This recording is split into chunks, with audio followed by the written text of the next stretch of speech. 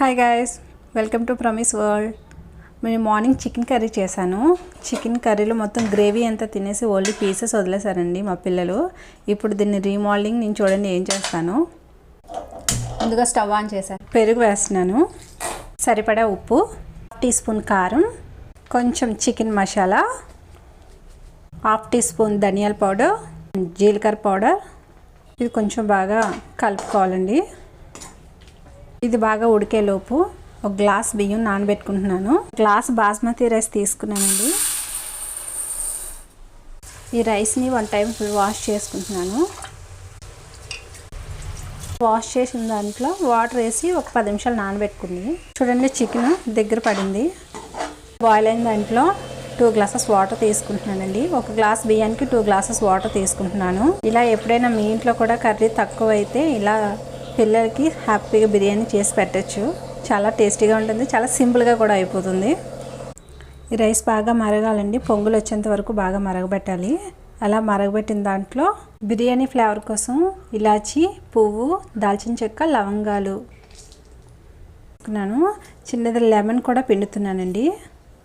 ఇలా బాయిల్డ్ రైస్లో లెమన్ పిండడం వల్ల రైస్ దేనికది అంటుకోకుండా నీట్గా వస్తుంది.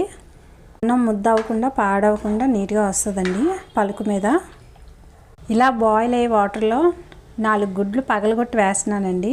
మా ఇంట్లో 4 ఉన్నాం, అందుకే 4 గుడ్లు వేసుకుంటున్నాను. ఇలా గుడ్డు పగలగొట్టి ఇలా వేస్తున్నానండి. ఇలా 4 గుడ్లు కూడా దేనికది అంటుకోకుండా నీట్గా పగలగొట్టి వేసుకోవాలి. హాఫ్ బాయిల్ అయినంత వరకు వెయిట్ చేసి ఇప్పుడు ఇందులో రైస్ యాడ్ చేసుకుంటున్నాను. రైస్ యాడ్ చేస్తున్నానండి. ఇలాంటి బిర్యానీ అప్పటికప్పుడు చేసుకొని తినడానికి చాలా బాగుంటుంది. పిల్లలకి వేడివేడిగా పెట్టచ్చు. ఇలా ఎగ్తో బిర్యానీ చేస్తే పిల్లలు చాలా ఇష్టంగా తింటారు. రైస్ వేసిన తర్వాత కొంచెం జాగ్రత్తగా కలపాలి.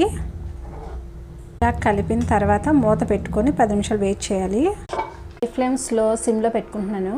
చూద్దామండి ఒకసారి. మధ్యలో కొంచెం బాయిల్ అయింది, ఒకసారి కలుపుకొని చూసానండి. కొంచెం తక్కువ, అందుకు ఉప్పు యాడ్ చేస్తున్నాను.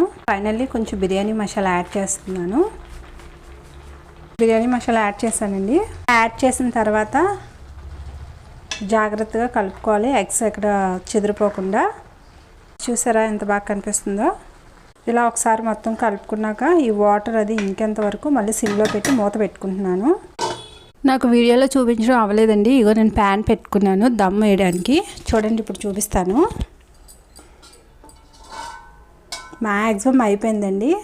జస్ట్ ఇంకొక 1 మినిట్ నుంచి దించేస్తాను. వేడి